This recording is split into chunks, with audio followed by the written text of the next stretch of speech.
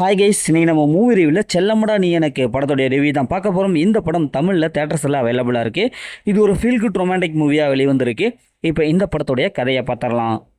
படத்துடைய ஹீரோ தன்னுடைய அம்மாவை ரொம்ப வெறுத்து ஒதுக்குவாங்க. சின்ன வயசுலேருந்து பயங்கரமாக அம்மானா ரொம்ப பிடிக்காது, அந்தளவுக்கு ரொம்ப வெறுத்து ஒதுக்குவாங்க.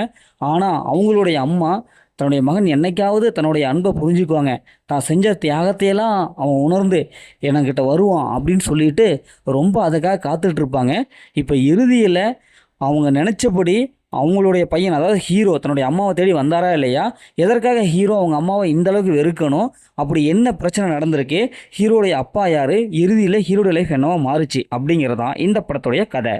இந்த படத்துடைய பாசிட்டிவ் பார்த்தாவே அது நடிச்சிருக்கிற ஹீரோ அவங்களுடைய ஆக்டிங் நல்லாவே வந்திருக்கு, சூப்பராக வந்திருக்கு.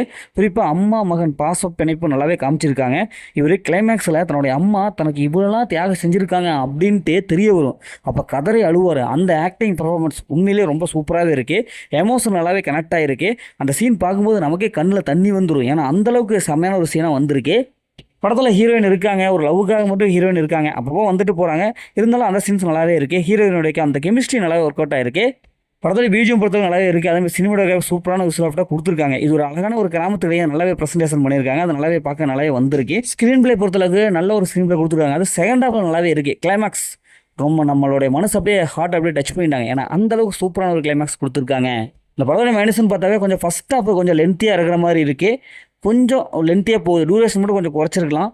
இன்னும் கொஞ்சம் நம்ம ஹீரோ கொஞ்சம் அழுத்தமான கேரக்டர் கொடுத்துருக்கலாம். அம்மா மகன் அந்த பாச பிணைப்பு இன்னும் கொஞ்சம் மெச்சூரிட்டியான சீன்ஸில் வச்சிருக்கலாம். இந்த படத்தில் அந்த மாதிரி சீன்ஸில் எதுவுமே இல்லை. ஃபேமிலியோட பார்க்கலாம். மொத்தம் எப்படி இருக்குது, சூப்பராக சொன்னாங்கன்னா இந்த படம் ஒரு ஒன் டைம் வச்ச போல் தான் நான் சொல்கிறேன். ஓகே, இதேமாதிரி அடுத்த ஒரு புதிய மூவி ரிவ்யூவில் சந்திப்போம்.